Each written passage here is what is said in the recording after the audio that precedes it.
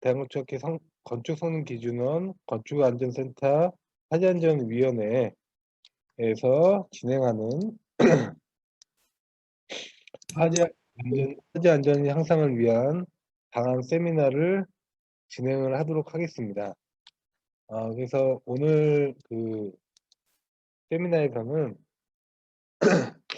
그 1시 10분부터 1시 30분까지 그 제가 최근 발생 화재 시사점 및 화재 안전 향상 방안에 대해서 그 발표를 할 예정이고요. 그 다음에 1시 30분부터 1시 50분까지 지속 가능한 건축을 위한 성능 기반 내화 설계를 주제로 고려대학교 박민재 연구교수님이 발표를 해주실 예정이고요. 그 다음에 마지막 세 번째로 그 1시 50분부터 2시 10분까지 그 사회재난 대비 지능형 플랫폼 개발을 주제로 방지시험연구원의 이승재 박사님이 진행을 해주시겠습니다. 그리고 나서 2시 10분부터 2시 30분까지 뭐 발표한 내용에 대해서 질의가 있으시면 거기서 질의응답을 진행을 하고요. 그리고 남은 시간에 대해서 오늘 발표해 주신 분들과 또 혹은 그 참석자분들 중에 의견이 있으시면 좀 같이 토론할 수 있는 시간을 갖도록 하겠습니다. 어, 그러면 지금 시간은 이제 1시 5분이긴 한데요. 그 제가 먼저 그 발표를 진행하도록 하겠습니다. 그래서 그리고 발표자분들은 그 자료를 직접 공유할 수 있게끔 설정을 해놨으니까 그 발표하실 때마다 자료를 그러면은 그 제가 먼저 그 최근 발생 화재의 시사점 및 화재 안전 향상 방안을 주제로 먼저 발표를 진행하도록 하겠습니다. 제가 오늘 말씀드릴 사항은 먼저 일단은 뭐 국내 화재 발생 현황에 대해서 좀 설명을 드리고요. 그리고 이제 그 여기에 이제 들어오신 분들이 대부분 다 건축하고 관련된 분들이 많으실 텐데 사실 이제 그 우리가 화재 안전이라고 하면 건축 못지않게 이제 소방 쪽에 화재 안전 측면도 있습니다. 그래서 그런 제도들이 이제까지 어떻게 변화되어 왔고 그리고 어떤 우리가 이벤트가 발생했을 때 그런 것들이 어떻게 제도적으로 개선되어 왔는지 거기에 대해서 좀 말씀을 드리고요. 그 다음에 세 번째로 그러면 과연 그 화재 안전이라는 그 큰 목적을 이루기 위해서 어떤 방법들이 있는지 그 방법들에 대해서 세부적으로 살펴봤을 때 과연 우리가 지금 최근에 발생하고 있는 화재 사건들은 과연 어떤 문제들이 있었는지에 대해서 설명을 드리고요. 그리고 이제 뭐 간략하게나마 그러면 어떻게 해야지 우리가 화재 안전을 향상할 수 있는지 그 방안에 대해서 설명드리고 마지막으로 결론선으로 이렇게 진행을 하도록 하겠습니다. 예, 먼저 그 화재 발생 현황입니다. 그 국내에서는 한 2008년도부터 소방청에서 국가화재 정보 시스템이라는 시스템을 구축을 해가지고 매년 화재 발생 건수라든가 뭐 인명 피해, 그다음에 재산 피해, 그리고 뭐 발생 장소, 뭐 건물 유형이라든가 뭐 발생 원인 등 해가지고 그런 데이터 시스템을 구축하고 있습니다. 그래서 그 데이터 시스템에 나온 그 화재 통계를 보면 아마 그림 상단에서 보시는 것과 같이 전반적으로 그 연평균 화재 발생 건수는 뭐 4만 건 이상을 상회하는 것을 보실 수가 있습니다. 그러니까 2010년도부터 2019년도까지 약간의 증감은 있긴 하지만 전반적으로 그렇게까지 화재가 많이 줄지 않았다는 것을 보실 수가 있고요. 그리고 인명피해 건수로 보게 되면 사실 2010년도 같은 경우에 한 2천여 명이 안 됐던 게 뭐 2012년 이후로는 거의 2천 명 이상 상회하면서 뭐 2018년, 2019년 같은 경우는 거의 2,500명 수준으로 또다시 증가하는 것을 보실 수가 있겠습니다. 그리고 그러한 그 화재에 따른 인명피해 증가와 함께 지금 아래 그래프에서 보시는 바와 같이 재산 피해는 상당히 증가하고 있는 추세입니다. 지금 보시면은 2009년도에 거의 한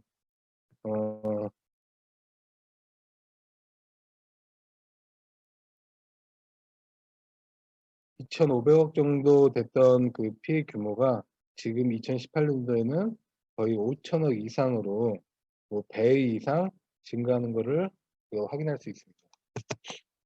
그래서 최근 들어 발생하는 화재들의 발생 경향을 살펴보게 되면 기본적으로 과거에 비해서 화재가 대형화되는 추세에 있고요.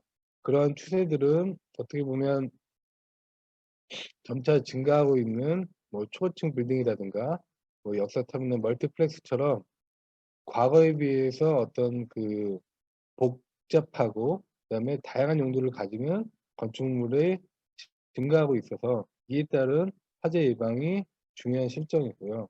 또 다른 이제 두 번째 이유 같은 경우는 우리가 이제 근래 들어서 이제 그 에너지와 관련된 그런 정책들이 정부의 변화에 맞춰서 사실 이제 그 건축물 같은 경우도 그 단열 성능을 요구하는 경우가 증가하고 있는데 그런 것들에 사용되는 뭐 자재들이 그 화재 안전 측면에서 봤을 때 좀 부족하거나 적절하지 못한 경우를 통해서 우리가 화재가 증가하는 것을 볼 수 있었습니다. 그리고 마찬가지로 세 번째로 뭐 아주 일부 현장의 이야기긴 하지만 우리가 화재 발생했을 때 그런 그 나중에 화재 원인 같은 걸 조사를 해보면 실질적으로 납품했을 때 그런 건축 자재와 달리 현장에서 사용하는 자재들이 실질적으로 그게 성능에 미치지 못하는 경우를 볼 수가 있었고요. 그렇 따라서 그런 어떤 뭐 성적서 위조라든가 불법 자재 사용이 일부 있는 것을 볼 수가 있었습니다. 그래서 그 국내에서 화재 안전 제도가 어떻게 변화되어 왔는지 조금 말씀을 드리도록 하겠습니다. 지금 보시면 사실 이제 시작은 소방법이 1958년도에 제정되어 시작이 되었습니다. 그 이후에 건축법이 1962년에 제정이 되었고요. 그래서 이제 뭐 주요 그 화재 사건으로 보신다 그러면 1970년도에 대형가 호텔 화재가 있었고요. 그다음에 1999년도에 화성 시랜드 화재가 발생하면서 그때부터 이제 국민적인 관심이 증가했었습니다. 그래서 그에, 그에 이어서 2003년도에 대구에서 이제 지하철 화재가 발생하면서 소방기본법이 만들어지게 되었고요. 그래서 뭐 최근 들어서는 여러분들도 이제 TV 뉴스라든가 이런 걸 통해서 많이 보셨겠지만 2010년도에 부산 그 초층 건물에 오신골든 스위트 화재, 그다음에 2015년도에 의정부 아파트 화재, 그리고 뭐 해외에서는 영국 그ren펠 화재, 뭐 아주 근래에는 뭐 제천 밀양 화재라든가 제천 물류창고 화재 등등을 통해서 사실 이제 건축법이나 소방법에서 그 화재 안전을 확보하기 위한 다양한 노력들이 있었습니다. 그래서 그 아래 보시면 기본적으로 대형 건축물에 대한 그 스프링클러 설치 의무화는 1972년도에 시행이 되었고요.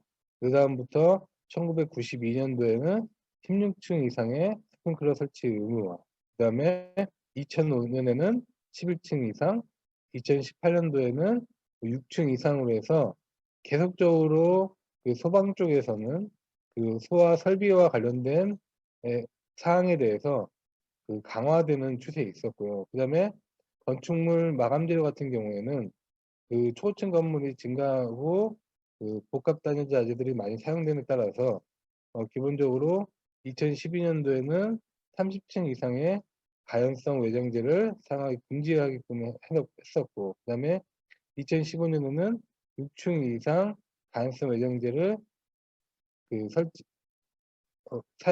금지하게 되는 규정들이 지속적으로 그 건축이나 소방 쪽에서 이루어져 왔습니다. 그러면 우리가 화재 안전이라는 목적을 봤을 때 기본적으로 화재 안전을 우리가 확보하기 위해서는 그런 목적은 크게 두 가지로 볼 수가 있습니다. 거기는 첫 번째로 생명 안전이 있을 수가 있고요. 그거는 이제 생명 안전이라는 거는 그 화재가 발생했을 때 초기에 어떤 연기나 열에 의해서 사람들이 직접적인 피해를 받는 경우가 있을 수가 있고요. 그리고 어느 정도 화재가 성장하고 난 이후에 어떤 화재의 확산이라든가 그다음에 건물의 붕괴를 방지하기 위한 재산보호적인 측면이 있겠습니다.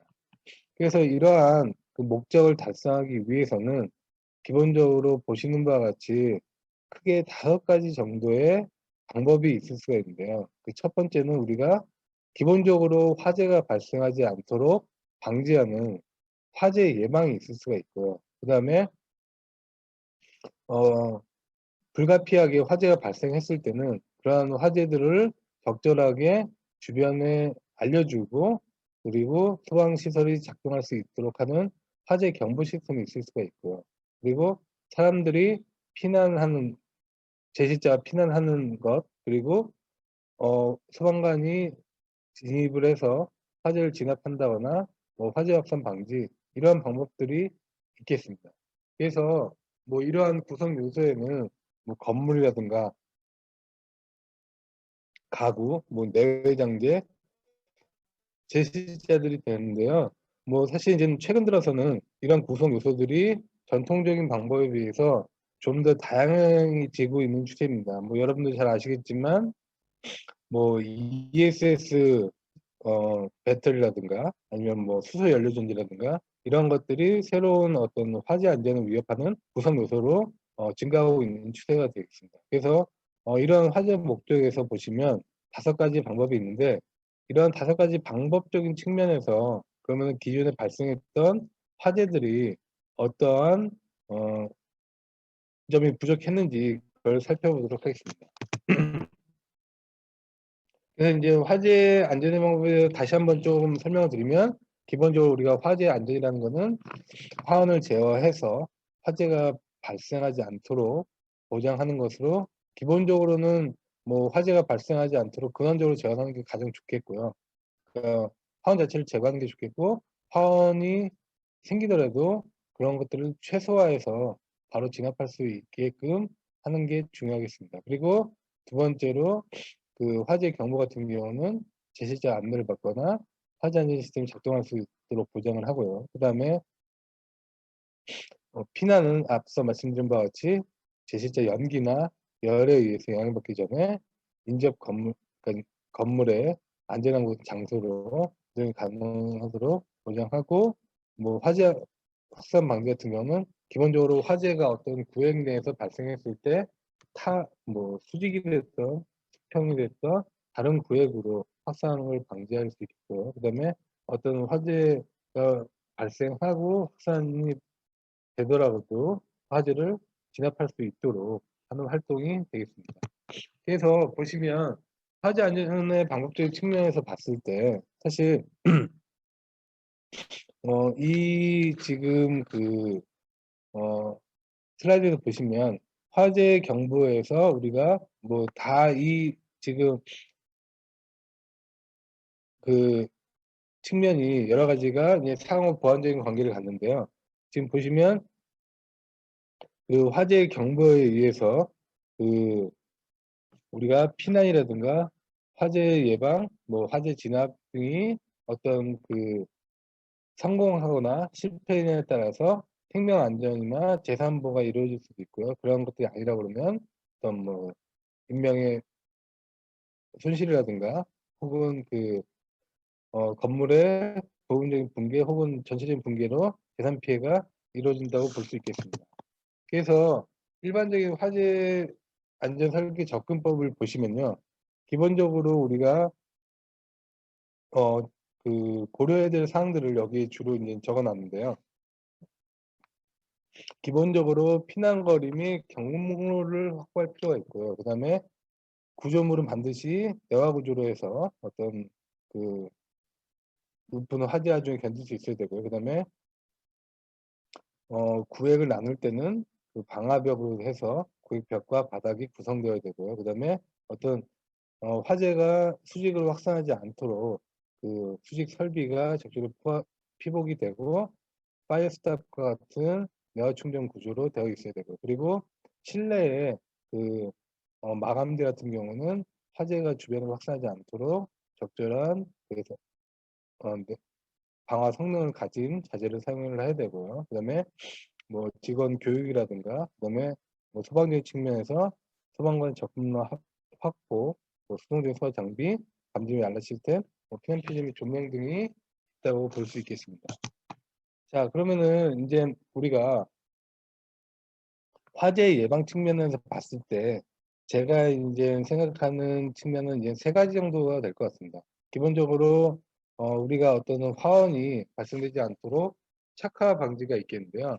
지금 보시면은 우리가 착화를 방지하기 위해서 어떤 건축 자재를 사용할 때는 크게 4가지 혹은 5가지 정도로 나누고 있습니다. 그래서 뭐 가장 낮은 수준의 착화 방지는 방염이 되겠고요. 그리고 어떤 건축물 같은 경우는 내 외장재에 대해서 난연이나 중불연, 불연 성능을 요구하도록 하고 있고, 그다음에 어, 건축 구조물에 대해서는 내화 성능을 요구하도록 하고 있습니다. 그랬을 때 이제 우리가 지금 과거에 이제 화재 사건을 통해서 보셨을 때 지금 부산 울신골드 스위트 화재 같은 경우는 사실 이번에 이제 발생했던 울산의 아르누보 아파트 화재랑 뭐 유사하다고 볼 수 있는데요. 가연성 외장재가 사용이 돼서 그런 것들이 어, 수직 확산으로 빠르게 수직 확산하는 결과로 이루어졌던 거고요. 그다음에 두 번째로 지금 오른쪽에 보시는 제천 스포츠 센터 화재 같은 경우는 우리가 배관을 동파를 방지하기 위해서 단열재를 사용하게 되는데, 그러한 배관용 단열재들이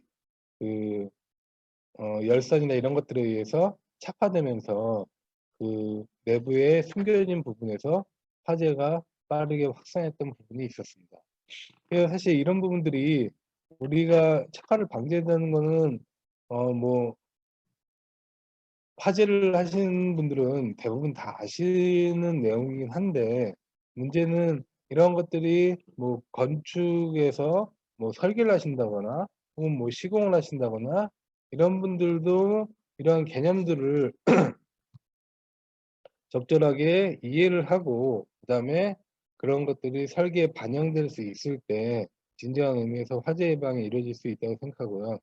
두 번째로 보시면 사실 이제 화재 예방적 측면에서 인간의 부주의도 있습니다. 보시면은 우리가 어, 가연성 자재를 쌓아놓은 근처의 현장에서 공사 중에 용접을 할 때는 주의를 해야 되고, 되도록이면은 용접으로 인한 뭐 불똥이나 이런 게 최소화한다는 거는 뭐 상식적으로 이해하실 수 있겠지만, 이러한 것들이 사실 공사 현장에는 적절하게 이루어지지 않고 있고요. 뭐 그것과 더불어 어떤 내장재를 사용했을 때 일반 건축물 같은 경우에는 기본적으로 법규를 준수해야 되다 보니까 잘 지켜지는 편인데, 일부 이제 뭐 어떤 가게의 뭐 랜드마크적인 그런 것들을 위해서 어떤 화재한 측면에서 불합리한 그런 자재들을 사용한 경우도 있고요. 그리고 앞서 말씀드린 바와 같이 이런 화재 발생 측면에서 ESS 배터리나 수소 연료 전지 같은 게 새로운 건물 구성품으로 대두되고 있는 실정입니다. 그리고 두 번째로 화재 경보가 있겠습니다. 우리가 화재 경보 측면에서 봤을 때는 화재가 발생했을 때 화재 알람이 적절히 이루어져야 되고요. 그를 통해서 화재가 발생했다는 것을 제실자나 혹은 어, 소방서에 빨리 알려주는 속보 설비들이 있는데, 이런 것들이 사실 신축 건물 같은 경우는 혹은 죄송합니다. 대형 건물 같은 경우는 적절히 이루어지고 있지만, 이런 것들이 어떤 소규모 건물이거나 혹은 오래된 건물 같은 경우는 이루어지지 않는 경우가 많습니다. 그런 대표적인 예가 종로 고시원화재 같은 경우는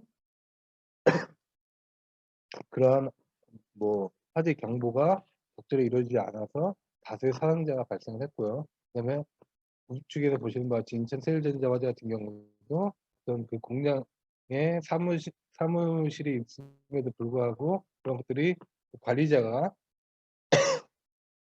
오작동 등으로 알람을 꺼놔서 적절히 그 통보가 되지 않아서 화재가 확산됐던 사례가 있습니다. 그리고 이제 피난적인 측면인데요. 우리나라 같은 경우는 이제 법적으로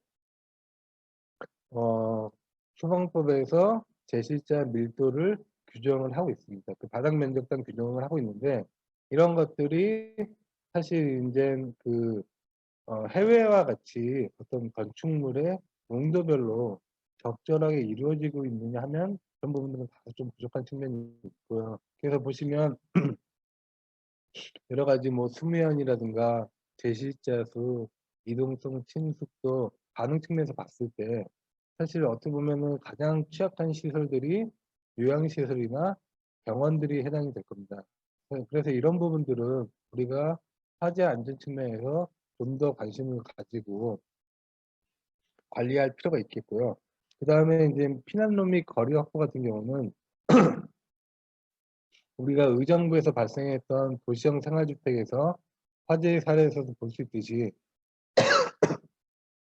도시형 생활주택 같은 경우는 피난로가 중앙에만 있고, 그로 인해서 그 계단층을 통해서 연돌 효과가 발생해서 사실 적절한 피난로가 확보되지 못하는 경우를 다수 볼 수 있었습니다. 그 다음에 이제 화재 확산 방지를 위해서는 우리가 기본적으로 그 화재 구획이 형성될 수 있도록 내화 충전 구조라든가, 그 다음에 앞서 말씀드린 바와 같이 건축물 외장재의 자재 종류라든가 시용 방법들이 서로 협업을 통해서 이루어져야 될 것 같고요. 그 다음에 가연물 데이터베이스도 아직까지 많이 부족한 시점이고, 그 다음에 최근 같은 경우는 그 설계 다양성으로 인해서 구획이 유리구획 같은 경우는 되는 경우도 있는데, 이런 것들에 대한 고민도 좀 필요할 것 같고요. 그 다음에 현재 그 고층 건물 같은 경우에 연결 브릿지가 많이 사용되는 경우가 있는데, 그런 것들이 어떻게 내화 피복이 적용이 돼야 될지, 그리고 과연 지하층도 우리가 초고층 건물처럼 3시간 이상의 내화 피복이 필요한 건지, 그런 것들과 그 다음에 건물 공간의 수평 관련 확보라든가 이런 것들이 중요한 측면이 되겠고요. 그 다음에 화재 진압적인 측면에서 봤을 때는 그 어, 국내 같은 경우는 이제 굴절 사다리차가 일부 그 지자체에 있긴 하지만, 대부분의 이제 그 11층 이상의 고층 건물에 대해서는 적용하기 어려운 사다리들이 많고, 그 다음에 제천 스포츠 화재 같은 경우는 우리가 그 주차된 차량으로 인해서 그 소방차에 접근이 어려웠던 부분이 있었고, 그다음에 최근에 있었던 울산 아름모아 아파트 화재 같은 경우는 고층 건물 화재 진압할 때 어떻게 해야 될지 사실 거기에 대한 고민이 필요하고요. 그다음에 마지막으로 최근 들어서 이제 증가하고 있는 지하 시설물들, 이런 것들을 터널이라든가 이런 것들에 대해서 화재 진압을 어떻게 해야 될지가 주요 사항이 되겠습니다. 그래서 뭐 사실 앞서 말씀드린 바와 같이 그 화재 안전 향상이라는 것 자체가 그렇게 간단한 문제는 아닐 것 같습니다. 근데 지금 현재 제도 틀에서는 뭐 건축물은 국토교통부에서 관리를 하고, 그다음에 소방시설 같은 경우는 행정안전부나 소방청이 관리를 하는데, 이러한 그 두 부처의 협력과 함께 뭐 건축사라든가 건축기술기술사, 그다음에 소방기술사 유관 학회들이 협력을 하고, 그런 것들이 이제 어떤 건설업체, 자재업체나 소방설비업체의 그 상호 보완을 통해서 우리가 어떤 그 수요자에 맞는 그런 화재 안전 기술이 개발돼야 되고, 이런 화재 안전들이 그 통합 성능 평가로 해서 어떤 그 일부분의 그 성능 평가에 그치지 않고 전반적으로 그 다양한 분야의 전문가들이 모여서 활동할 수 있어야 될 것 같고요. 그다음에 마찬가지로 뭐 화재 조사가 지금 활발하게 이루어지고 있지만, 사실 건축 쪽에 관련된 분들이 화재 조사에 참여하는 경우는 그렇게 많지 않은 것 같습니다. 그래서 그런 분들의 그 화재 조사 활동이라든가 뭐 현장에 그로 인해서 뭐 산업이나 그 시장의 체계적 관리를 통해서 우리가 화재를 향상할 수 있다고 생각을 하고요. 그래서 이제 결론입니다. 일단은 기본적으로 어떤 뭐 화재 안전이라는 거는 뭐 건축이나 소방, 어떤 뭐 기계, 전기에 국한되는 게 아니고요. 다양한 분야의 전문가들이 그 협력을 통해서 그 각각의 그 건축물 유형에 맞는 맞춤형 서비스를 제공했을 때 진정한 의미의 화재 안전이 달성될 수 있다고 생각을 하고요. 그를 통해서 그 건축물의 화재 안전 성능에 대한 분석도 좀 더 고도화돼야 되고, 또 어떤 화재가 발생했을 때 사후 원인 조사라든가 이런 것들도 그 다양한 분야의 사람들이 협력하고, 마찬가지로 그 어떤 그 건축에 사용되는 제품들에 대한 관리도 어 필요한 사항이라고 생각을 합니다. 예. 제가 조금 길어졌는데요. 이것으로 제 발표를 마치고요. 그러면은 두 번째로 박민재 박사님 혹시 준비되셨나요? 네, 준비됐습니다. 예, 그러면은 그 자료 공유해 주시고 좀 진행을 해 주실까요? 네.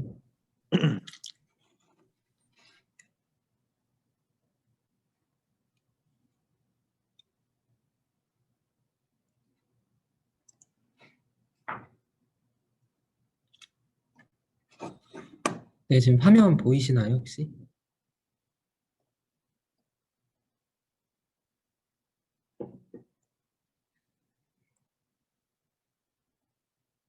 네, 지금 화면 잘 보이시면 예, 바로 보입니다. 시작하도록 하겠습니다. 네, 안녕하십니까. 2020년 대한건축학회 추계학술 발표대회에서 화재 안전 향상을 위한 방안 세미나 중 주제 발표 2 지속 가능한 건축을 위한 성능 기반 내화 설계 발표를 맡은 고려대학교 연구교수 박민재입니다. 먼저 본 발표에 시작하기 앞서 이 자리에 설 수 있게 도와주신 모든 분들께 감사의 인사를 올립니다. 우선 오늘 발표는 한 가지 목적성을 가지고 진행해 볼까 합니다. 현재 계신 분들께서는 내화 설계에 대해 전혀 모르시는 분들부터 어느 정도 알고 계신 분들까지 다양하게 있으실 텐데, 발표를 들으시면 다음 건물에 대해 내화 설계를 어떻게 해야 하는지, 현재 국내의 내화 설계 방법으로는 어떤 방식으로 설계가 수행되고, 성능 기반 내화 설계 방법으로는 어떤 방식으로 진행되는지 파악하실 수 있도록 발표를 구성했습니다. 발표 후에 궁금하신 부분은 편하게 여쭤보시고 발표를 통해 한 가지라도 얻어가셨으면 좋겠습니다. 혹시 이 A 건물에 대해 아시나요? 아마 2017년 11월에 준공한 지하 7층, 지상 22층 오피스 건물로 동쪽, 서쪽, 북쪽에 아주 큰 계급부를 갖고 있는 건물입니다. 이 건물에 대해 내화 설계를 어떤 식으로 해야 하는지 파악하시는데 조금 더 집중해 보시면 발표자를 이해하시는데 도움이 되실 거라 생각이 됩니다. 본 발표의 목차는 내화 설계의 역할, 구조 화재 공학, 현행 내화 설계, 성능 기반 내화 설계, 매진말로 구성이 되어 있습니다. 내화 설계의 역할에 대해 말씀드리겠습니다. 우선 내화에 대해 이해하기 위해서는 화재의 기본적인 개념이 필요합니다. 혹시 화재가 어떻게 일어나시는지 알고 계신가요?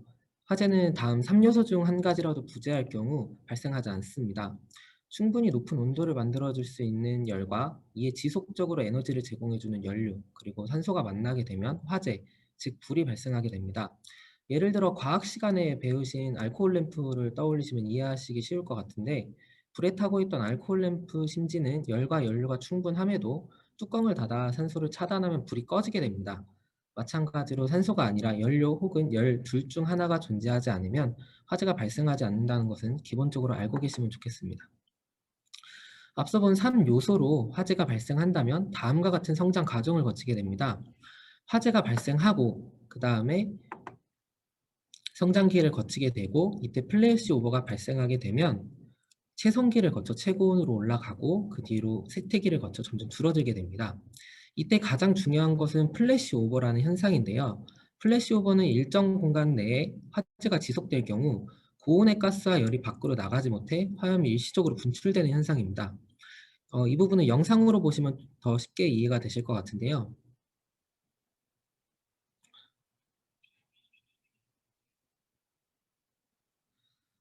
다음 영상은 테네시주의 오크리지 소방서에서 제공하는 플래시 오버 영상입니다.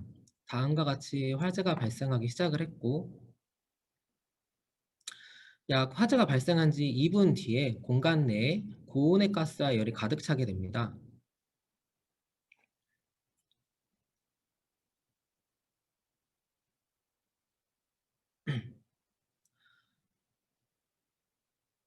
고온의 가스와 열이 가득 차게 되면서 천장 아래 검은색 연기가 모이게 되고, 이 부분이 점점 열을 더 많이 오르게 하게 됩니다. 그렇게 되면 플래시 오버가 발생을 하게 되는데, 다음과 같이 화염이 갑자기 나타나게 되는 경우가 이제 플래시 오버라는 현상으로 알고 계시면 되겠습니다. 이렇게 예상하기 힘든 순간에 나타나는 엄청난 화염을 보여주면서 상당히 위험한 화재로 확산이 되게 되고, 이것은 이제 건물 여러 곳으로 화재를 퍼뜨리기 시작을 하게 됩니다. 이처럼 플래시 오버가 발생하게 되면 엄청난 화염이 건물 내부로 퍼져나가게 되며 방화구역이 제대로 설정되지 않을 경우 건물 전체로 퍼져나갈 수 있습니다.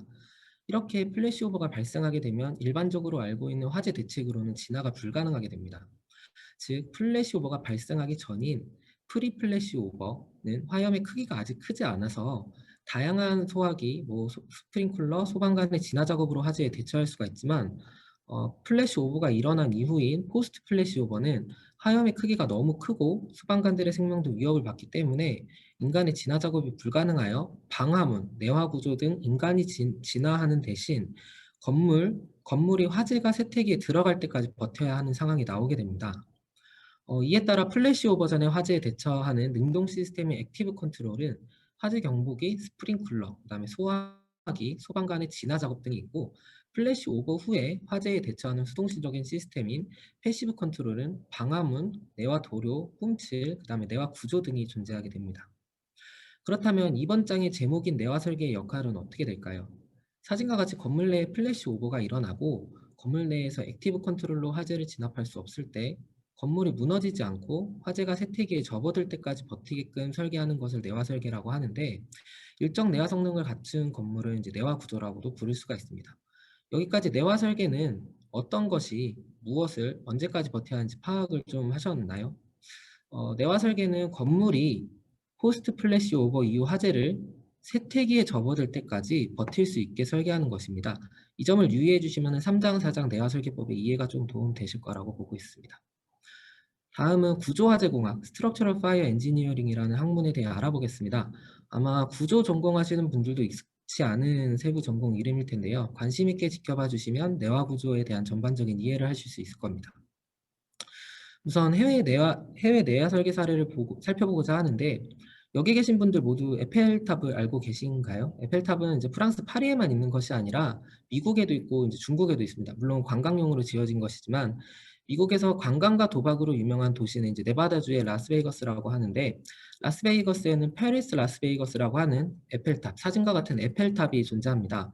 내부에 호텔, 전망대, 식당이 존재하는 이제 공식적인 건물로서 정식 명칭은 이제 페리스 라스베이거스라고 하고 높이는 약 164.6m입니다. 많은 사람들이 관광하러 가는 건물 중에 하나라고도 합니다. 예, 사진과 같이 이제 철골조로 지어져 있는데 아마 철골조와 내화 설계를 연상시키면은 내화 페인트, 뿜칠, 그다음에 피복제 같은 것들이 생각이 나실 텐데 페리스 라스베이거스 같은 경우는 전혀 이제 피복제가 있지가 않고, 아이고, 죄송합니다. 피복제가 존재하지가 않고 피복제가 존재하지 않고 이제 국내에서는 좀 익숙하지 않은 내화 설계로 이제 수행되었다고 보시면 되겠습니다. 과연 이것이 어떻게 가능했는지 발표를 끝까지 들어보시면은 아마 이해하실 수 있을 것 같습니다. 우선 국내 일반적인 내화 설계는 다음 사진들과 같이 내화 뿜칠, 페인트와 같은 내화 피복제를 사용을 하는데 내화 설계를 수행하는 데 편리함을 제공해주고 재료적인 이제 성능으로 건물의 내화 성능을 확보해주기에 충분한 장점을 가지고 있습니다. 하지만 오른쪽 위의 사진과 같이 인체에 유해하여 이제 전신무장을 하고 작업을 진행을 하게 됩니다. 또한 현장에서 작업할 시 주변에서 많은 민원이 들어오게 되고 작업 공간이 많이 더럽혀서 시공하시는 분들이 불편을 갖고 있다고 이제 알고 있습니다. 또한 부착 강도가 충분히 확보되지 않은 경우도 있어 자중으로 인한 박리, 탈락이 발생하기도 하고 제조사 기준으로 15년에서 25년 교체 주기를 갖기도 합니다. 게다가 마감재가 설치되거나 다른 이유로 직접 관찰이 불가능할 경우 박리되었는지 확인이 불가능하기 때문에 마감재를 제거하지 않고서는 보수가 필요한지 판단을 할 수가 없는 상태입니다. 이러한 한계점들로 인해 아직 피복제들의 개발은 이제 꾸준히 진행되고 있다고 알고 있습니다. 그러나 피복제를 설치해서 내화 설계를 수행하는 경우 과연 건물의 생애 주기 동안 내화 성능이 항상 확보되었다고 말할 수 있을까요?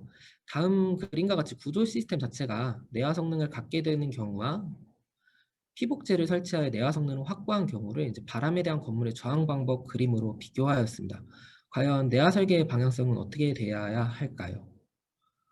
우선 국내와 다르게 해외에서는 1900년대 후반부터 피복제를 사용하지 않고 구조 시스템 자체가 내화 성능을 확보할 수 있게 관련 법규들을 제정을 하였습니다.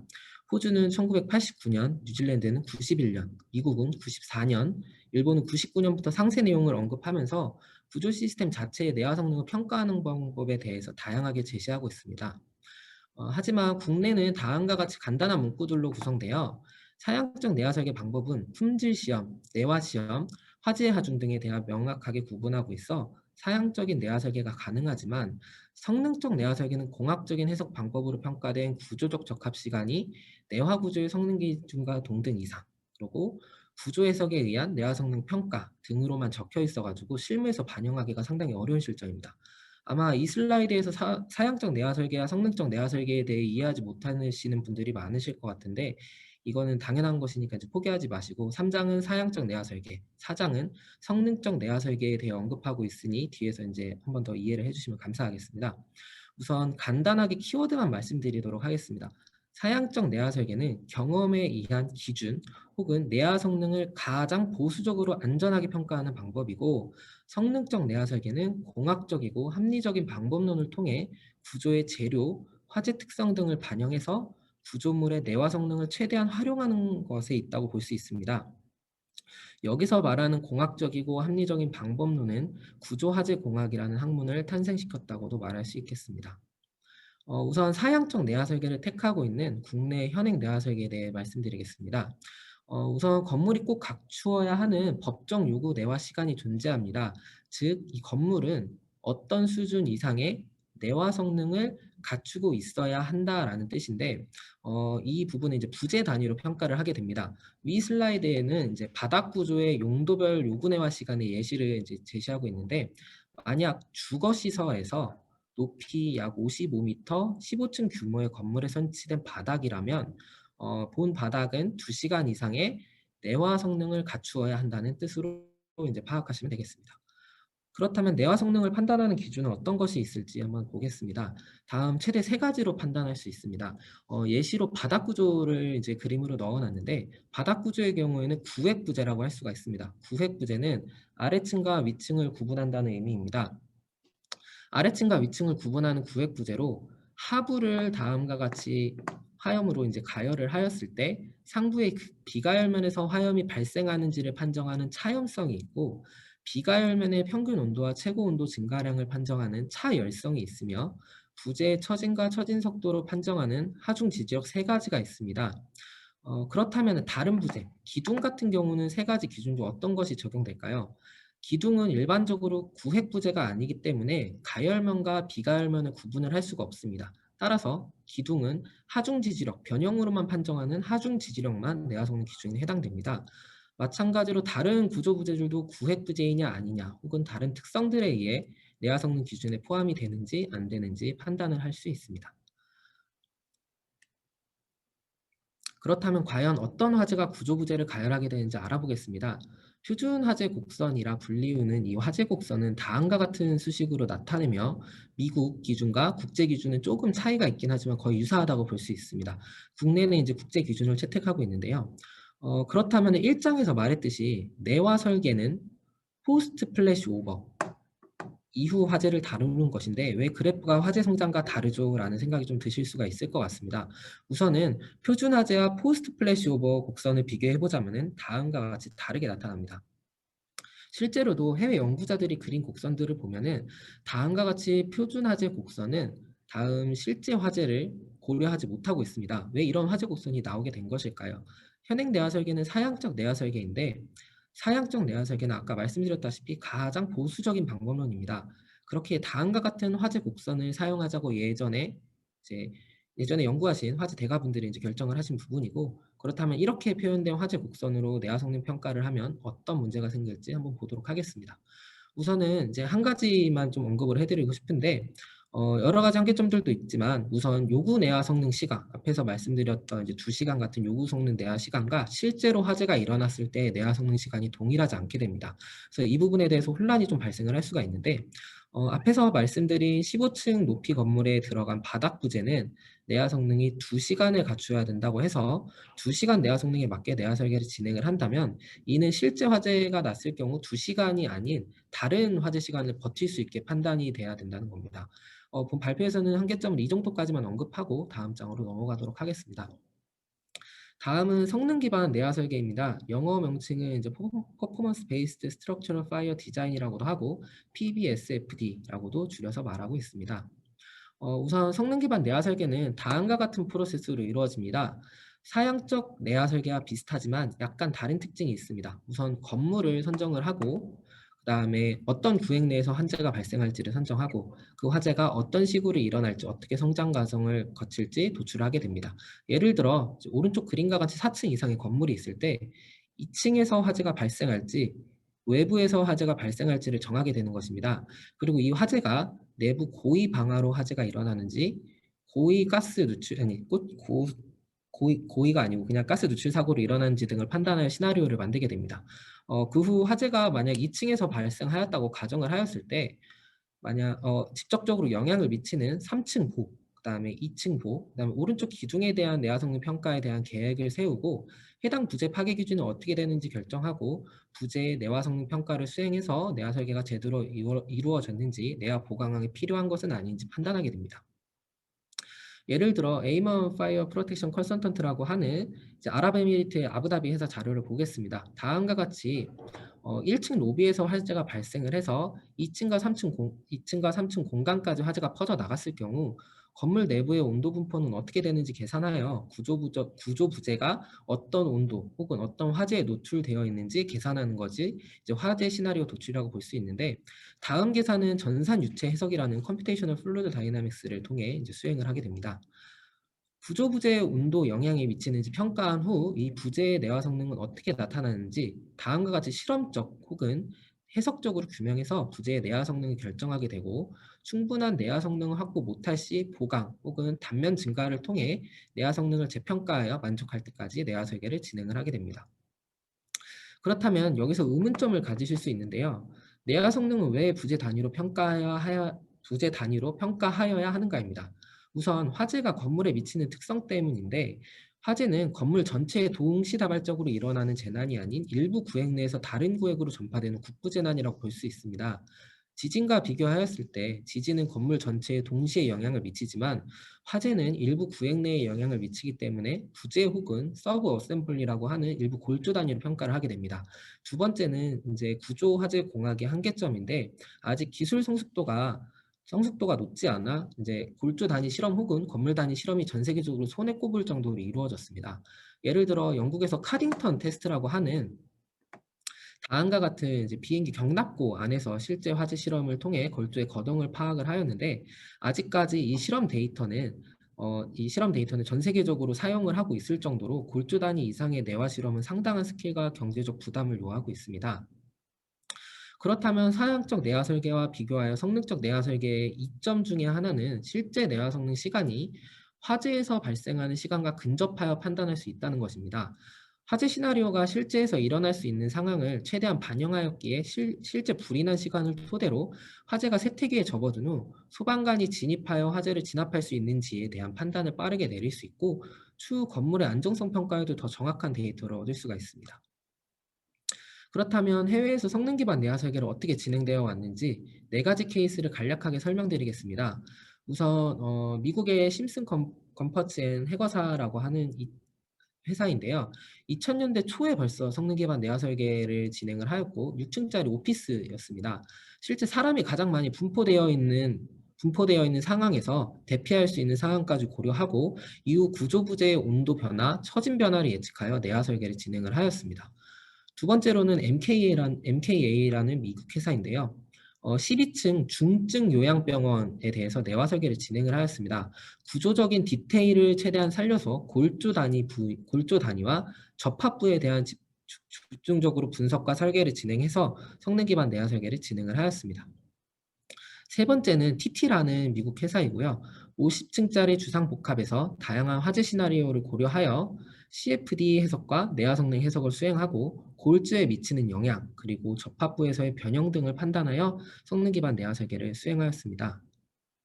네 번째로 WPM사는 2014년 플로리다에서 준공한 6층짜리 오피스를 화재 시나리오로 분석하고 슬래브 보호 거더의 처짐, 그리고 합성보의 온도 분포 및 처짐을 실제 화재를 반영한 그 화재 시나리오로 설계를 진행해서 성능 기반 내화 설계를 수행을 하였습니다. 그렇다면 과연 국내에서는 성능 기반 내화 설계 사례가 존재할까요? 현재 강구조 내화 설계 지침이 나온 이후 실무자들을 위한 성능 기반 내화 설계에 대한 자료가 제공이 되었지만 아직까지 국내 기술력으로는 많이 부족한 상황입니다. 하지만 현재 국내 최초로 성능 기반 내화 설계가 진행 중에 있으며 아직 완성되지 않은 단계라 본 발표에서는 언급하지 못한 점은 양해 부탁드립니다. 하지만 앞으로 이와 같은 발표 기회가 또다시 생긴다면 상세한 정보들을 바탕으로 국내 최초 성능 기반 내화 설계에 대한 정보들을 제공하도록 하겠습니다. 맺은 말을 끝으로 지속 가능한 건축을 위한 성능 기반 내화 설계 발표를 마치도록 할 건데요. 본 발표를 들으신 분들은 내화 설계는 포스트 플래시 오버 이후 화재에 대한 수동적인 대책으로 건물이 화재가 세태기에 들어갈 때까지 버틸 수 있도록 설계되는 것이라는 것을 다시 한번 기억해 주시기 바랍니다. 또한 내화 설계는 사양적 내화 설계와 성능적 내화 설계 두 가지 방법이 존재하고, 사양적 내화 설계는 경험을 바탕으로 최대한 보수적인 평가 방법을 사용하고, 성능적 내화 설계는 구조 화재 공학으로 증명된 공학적이고 합리적인 방법론을 통해 구조물의 내화 성능을 최대한 효율적으로 보고자 하는 방법입니다. 그렇다면 발표 맨 처음에 말씀드렸던 이 A 건물의 내화 설계는 어떤 식으로 진행되어야 할까요? 개구부 높이가 최소 20m 이상인데 오픈된 공간에서 화염이 20m 이상의 높이에 있는 부재에 유의미한 영향을 미치기는 쉽지가 않습니다. 하지만 현재까지 국내는 사양적 내화 설계 방법을 대부분 채택하고 있으므로 현재 A빌딩 개구부 상단의 부재는 내화 피복이 되어 있고 일정 교체 주기에 따라 피복을 교체해 주어야 할 것입니다. 이러한 내화 설계의 한계점을 보완하고 성능적 내화 설계, 구조화재 공학을 위한 다양한 연구가 필요하며 아직까지 대부분 국외 실정에 맞게 개발되었기 때문에 국내 실정에 맞는 내화 설계를 위한 기준 및 지침 제정이 필요할 것으로 보입니다. 길고 생소한 주제 발표를 끝까지 들어주셔서 감사합니다. 이상 고려대학교 연구교수 박민지였습니다. 질문 있으신 분은 메일로도 연락 주시면 친절하게 답변 드리도록 하겠습니다. 감사합니다. 예, 박민재 교수님 수고하셨습니다. 그러면 세 번째로 방지시험연구원의 이승재 박사님이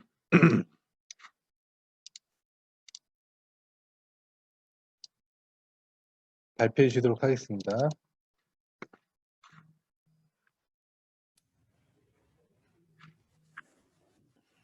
이것을 준비해 주세요. 예.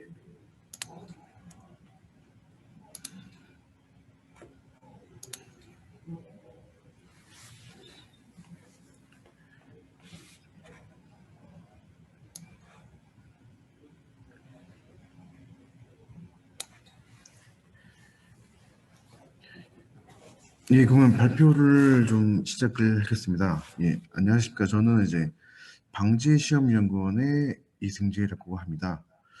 예, 금일 저는 이제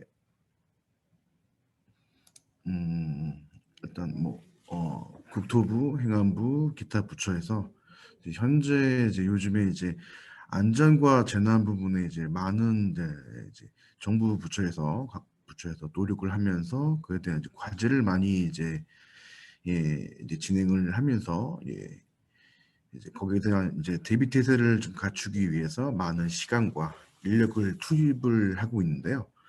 그래서 현재 지금 그 처해진 이제 우리나라의 현재 이제 안전과 이 재난에 대한 이제 그 위치와 재난에 이제 그 대응하는 그 정도 대비할 수 있는 그런 위치와 그다음에 현재 이제 정부에서 진행되고 있는 방향을 좀 설명드리기 위해서 실제 이제 저희 연구원에서 이제 좀 진행을 했던 이제 실제 이제 행안부에서 이제 진행한 이제 과제 공모를 저희가 좀 지원을 했었는데요. 이건 아마 올해 아마 지금 올해 10월 달에 지금 현재 이거 마감해서 지금 하고 아마 그래서 아마 저희가 지금 된 건 아니고요.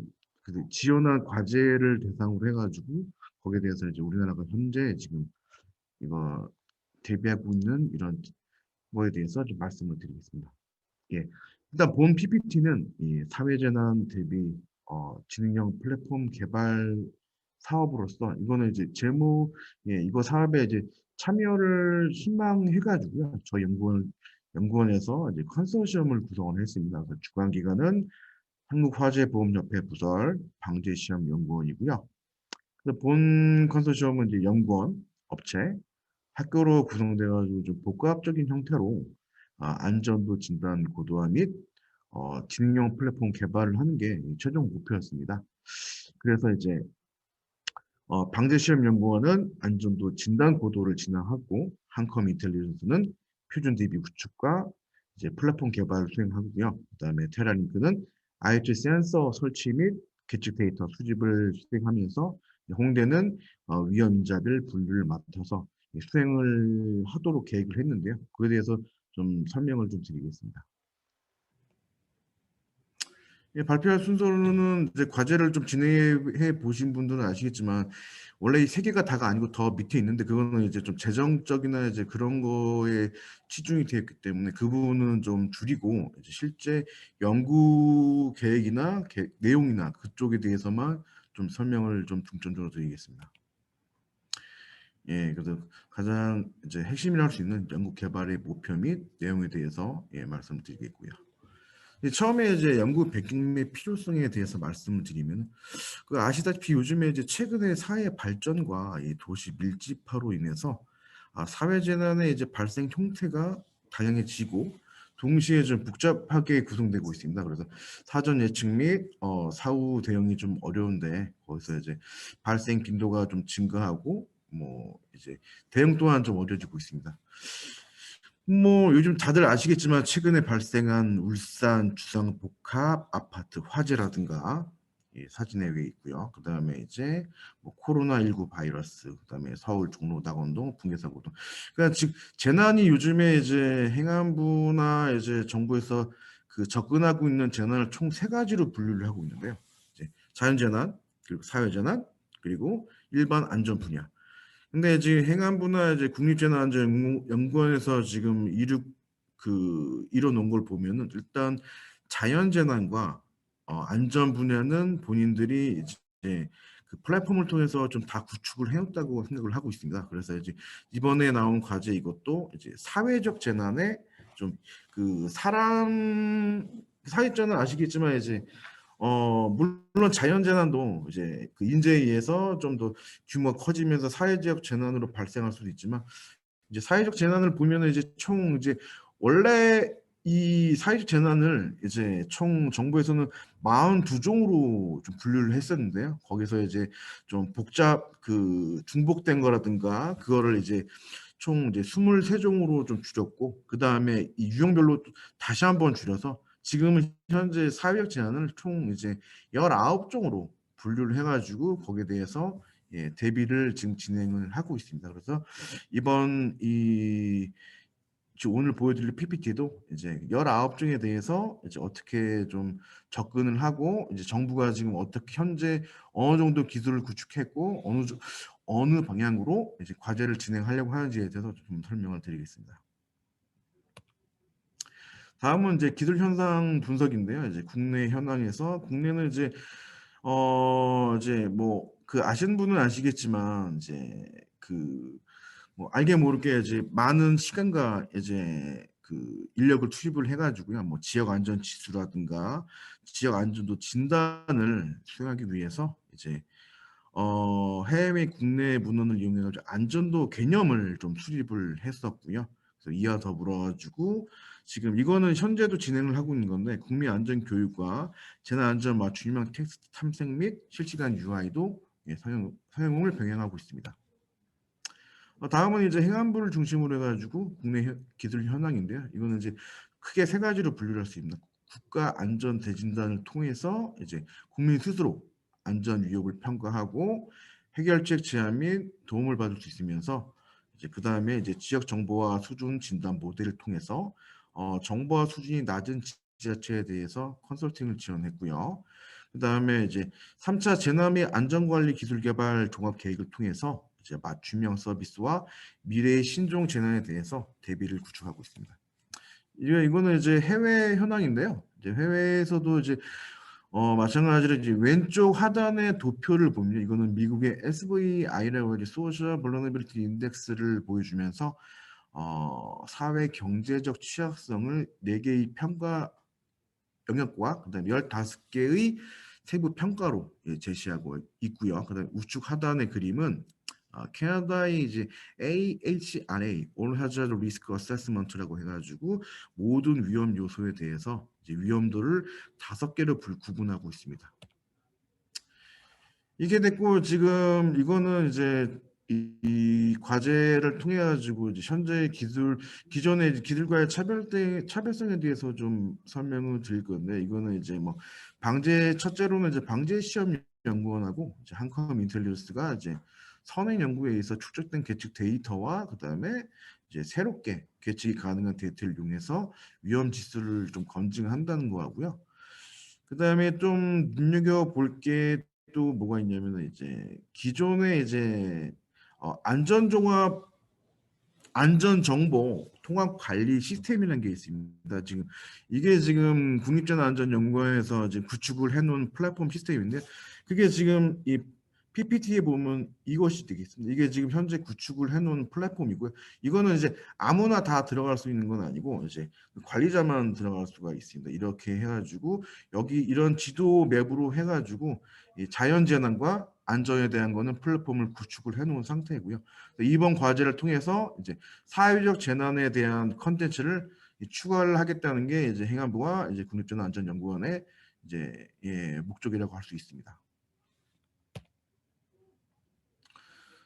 다음은 이제 크게 이제 저희가 컨소시엄을 구성을 해가지고 연구 개발 목표 및 이제 연구 대행에서 연구 내용을 이제 말씀을 드릴 건데, 이거는 이제 이 과제는 총 2차 년도로 좀 이루어져 있습니다. 그래서 1차 년도와 2차 년도. 근데 이제 워낙 이제 그 사회적 재난과 그게 사회적 재난 종수가 좀 많고 할 게 좀 많다 보니까 정부 지원금은 좀 이 단년 과제에 비해서 조금 금액은 좀 센 만큼 이제 할 일은 좀 되게 많다고 볼 수가 있습니다. 그래서 이제 1차 년도에 방재시험연구원이 할 이제 사회재난 안전도 진단 고도화를 위해서 이제 지자체별 데이터라든가 유형별 데이터, 그다음에 지역 측정 데이터를 고려해가지고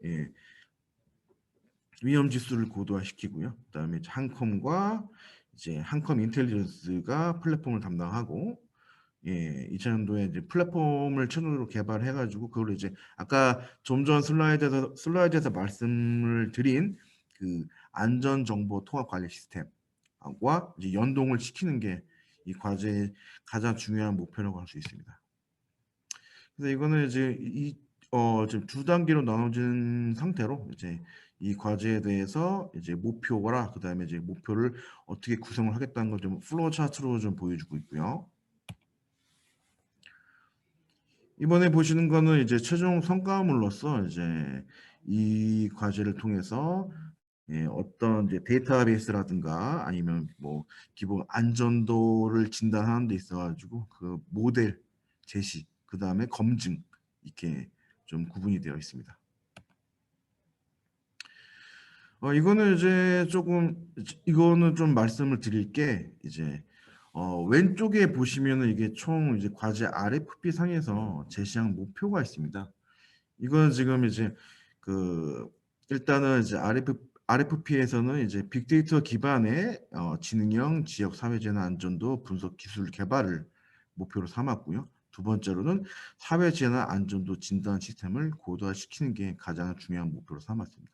이 외에 이제 저희 이번 이제 이 과제를 통해서는 저희가 이제 추가적으로 이제 제안을 했던 거는 이제 저희가 이제 연구원 내에 이제 그 민간 인증이 있습니다. 필크 인증이라고 해가지고 우수 방화 제품을 보급하기 위해서 위한 이제 품질 인증 제도로서요. 이제 좀 국제 수준의 이제 품질 인증 기준에 의거해가지고 해당 제품의 이제 품질 관리 상태를 확인해가지고 공장 심사와 더불어서 성능을 평가해서 최종적으로 필크 품질 인증 마크를 부여합니다. 그래서 이 인증을 통해 가지고 이제 또 좀 새로운 이제 도전적인 이제 연구 성과 목표를 하나 삼았고요.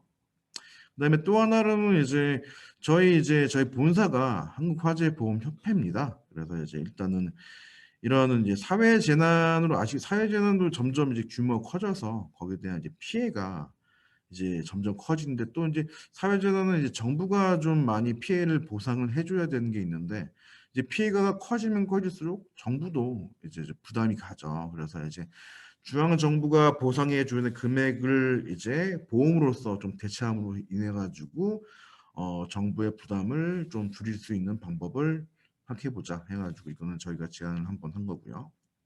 두 번째 이제 추진 전략과 그다음에 뭐 방법 및 일정 계획에 대해서 말씀을 드릴 건데요.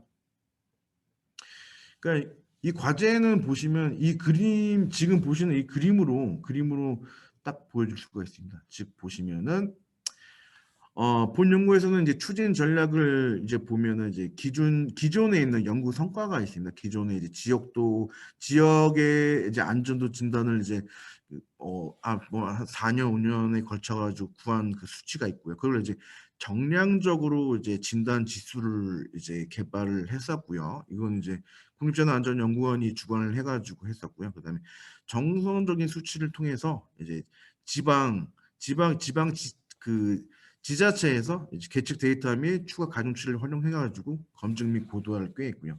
그다음에 그래서 이거에다 검증을 하고 그다음에 추가 가중치를 부여하면서 최종적으로 안통 시스템에 이제 사회재난 분야를 넣겠다. 이게 이제 이 과제의 계획이고요. 이거는 각 기관별로 이제 담당할 수 있는 그 일에 대해서 이제 설명을 드린 거고요. 그다음에 좀 저희가 좀 내세울 수 있는 전략으로는 첫째는 이제 붕괴 및 이제 화재에 대한 실험 및 FM 시뮬레이션을 통해서 이제 종합 검증을 좀 할 수 있는 것하며, 두 번째로는 이제 저희 이제 연구원에서 현재 과거에 진행해 왔고 그다음에 현재도 진행하고 있는 이제 풍부한 이제 방재 및 재난 사고 자료를 좀 활용하는 건데요. 저희는 연구원 자체에 이제 이런 플랫폼을 UCIS라는 이제 그 내부 플랫폼이 있습니다. 이거를 통해 가지고 현재 자연재난 이런 데이터를 계속 이제 수집을 하고 있고요. 거기에 대한 사회적 재난 연구로서 이제 위험물 노출이라든가 아니면 미세먼지, 그다음에 건축물 붕괴, 그다음에 자연재난 연구 이런 걸 통해 이런 이제 자료를 통해서 이제 이 사회적 재난에 대해서 새로운 모델을 이제 개발을 하겠다는 거를 이제 보여드린 거고요. 그다음에 세 번째 이제 뭐 세 번째로는 이제 각 이제 통신 어차피 이제 이런 사회적 재난도 이제 IoT 센서를 이제 활용을 해야 되는데 그 센서에 의해 가지고 이제 어떤 통신 기술을 반영할 것인지를 좀 보여주는 PPT고요.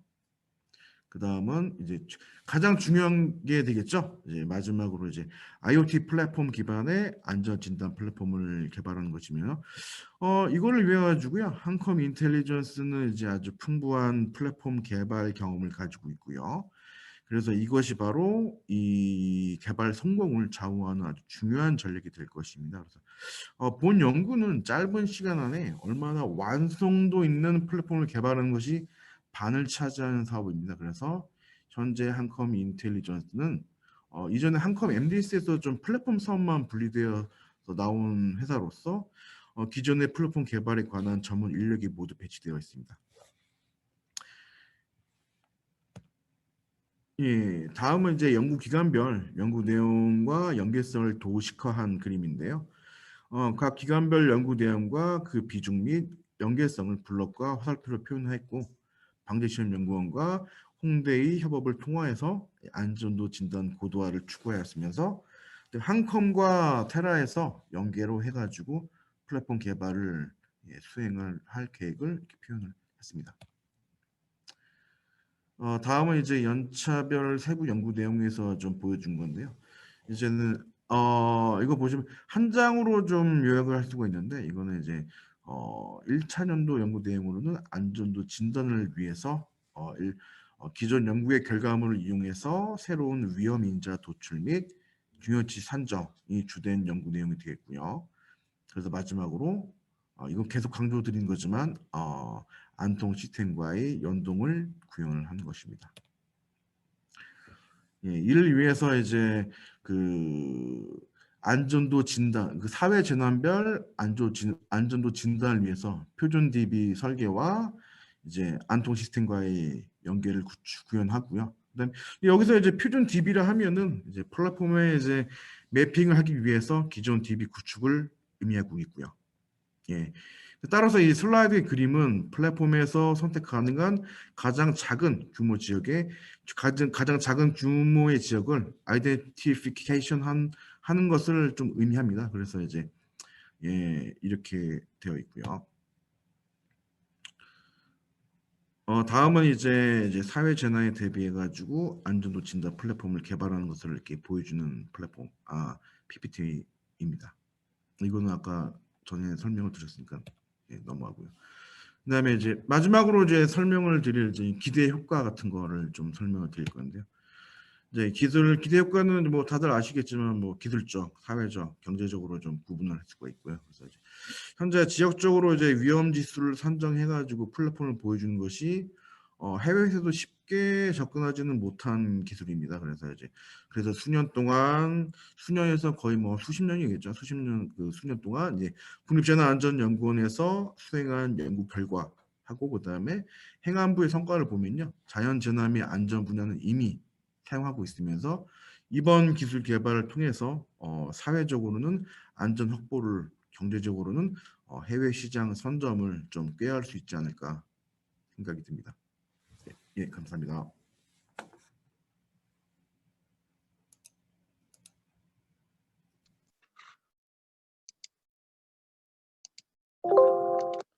예, 이승재 박사님 발표 잘 들었습니다. 그러면은 일단 지금 이렇게 해서 발표해 주신 분들의 이야기를 모두 들었고요. 혹시 그 발표하신 내용에 대해서 질의응답이 있으신 분이 있으실까요? 질의가 있으신 분이 계시면 그 마이크를 켜고 좀 이야기를 해주시면 좋을 것 같습니다.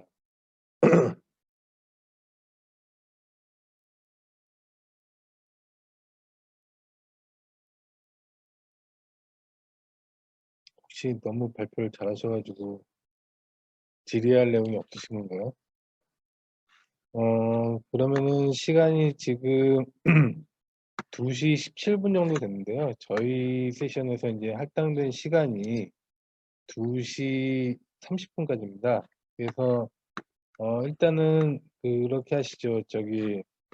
정미재 박사님부터 지금 세 분이 이렇게 발표를 해주셨는데 그 전체적으로 한 말씀 듣고 이렇게 해서 그 마무리하는 걸로 일단 하겠습니다. 그러면 박민재 박사님부터 먼저 조금 오늘 발표 내용이라든가 혹은 이 화재 안전 향상을 위해서 필요한 사항들에 대해서 좀 말씀 부탁드리겠습니다.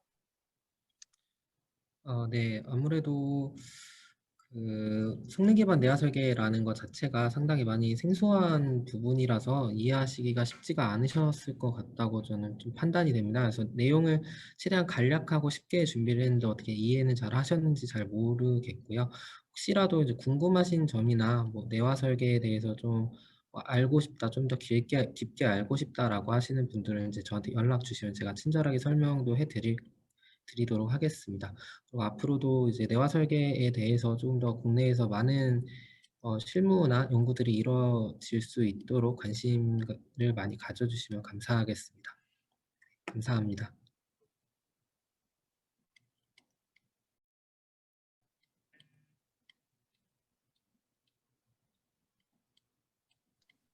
예, 말씀 감사합니다. 저는 이어서 그 이승재 박사님이 그 좀 이야기를 해주시. 예, 요즘에 보면은 이제 사회적 재난이 이제 뭐 사회적 재난을 좀 이제 그 사전적으로 이제 우리나라에서 이제 명명하고 있는 걸 찾아보면요, 이제 화재나 이제 붕괴 같은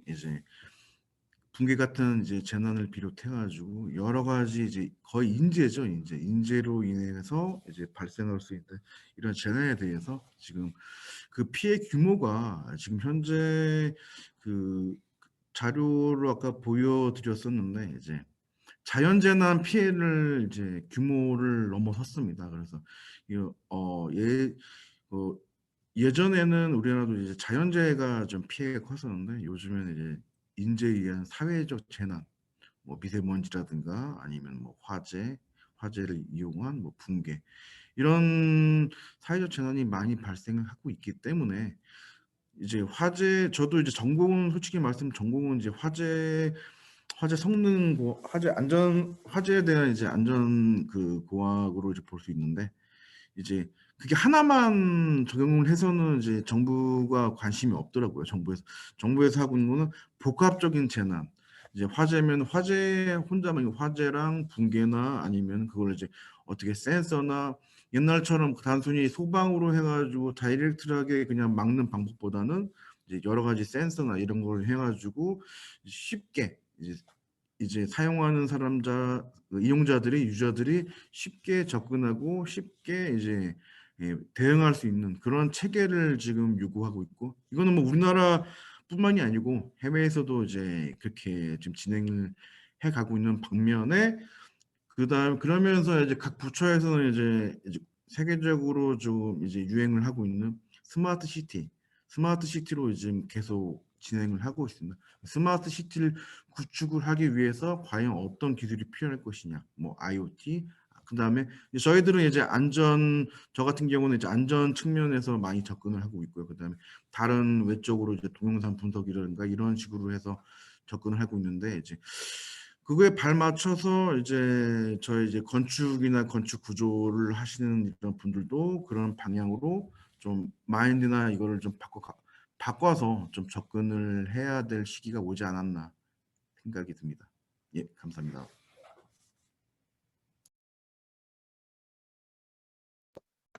예, 이승재 박사님 말씀 감사합니다. 어, 아직까지 혹시 또 질의를 하실 분들은 안 계시나요?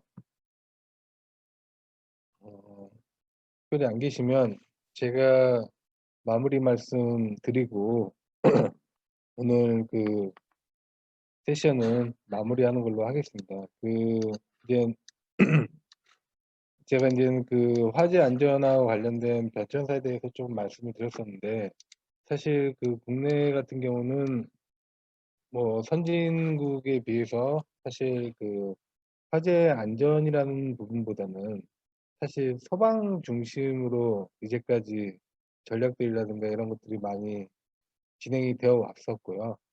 그래서 그럼에도 불구하고 이제 최근 들어서 그 초고층 건축물이라든가 그런 뭐 복합시설 같은 데서 화재가 많이 발생하고 또 그로 인한 사상자들이 많이 발생하면서 사실 이게 어떤 소방의 관점에서만 볼 수 없고 그 건축이라든가 앞서 말씀드린 바와 같이 뭐 전기라든가 기계 다양한 분야의 사람들이 융합적으로 관심을 가지고 해결 전략을 모색해야 되는 그런 분야라고 생각을 합니다. 그래서 사실 오늘 저 다음에 그 박민재 박사님이 내화 설계에 대해서 발표를 해주시고, 그다음에 저기 이승재 박사님이 그 복합 재난에 대한 그런 플랫폼 관련된 내용들을 발표를 해주셨는데, 사실 뭐 그 지금 현재 정부에서도 마찬가지고 화재 안전을 향상하기 위한 방안에 대해서는 다각적으로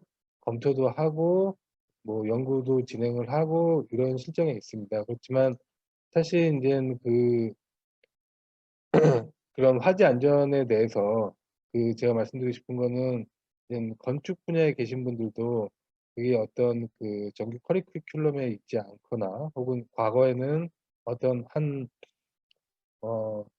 거의 관심이 없는 그런 분야에 머물렀다고 하더라도 지금 이제 최근 들어서는 이러한 수요들이 점차 증가하고 있기 때문에 많은 분들이 더 관심 가져주시고 또 거기에 대해서 같이 고민을 해주신다 그러면은 더 좋은 방향으로 우리가 그 우리 주변에 있는 뭐 가족이라든가 주변 사람들의 안전을 더 확보하고 그 우리 아이들이 더 그 안전하고 건강한 세상에서 생활할 수 있는 계기가 마련될 수 있을 것 같습니다. 그래서 오늘 어 그 좀 급하게 연락을 이게 세션이 좀 구성이 돼 가지고요. 그 두 분 발표자님이 조금 힘들게 준비를 해 주셨는데 진심으로 거기 발표에 흔쾌히 참여해 주셔서 감사하다는 말씀 드리고요. 오늘 이 화재안전위원회에서 이 발표가 시금석이 돼서 앞으로도 좋은 세미나를 더 발굴하고 개최할 수 있도록 하겠습니다. 그러면은 인제 시간이 거의 다 돼 가지고요. 이것으로 화재안전위원회 그 특별 세션은 마치도록 하겠습니다. 예. 모두 고생하셨습니다. 감사합니다.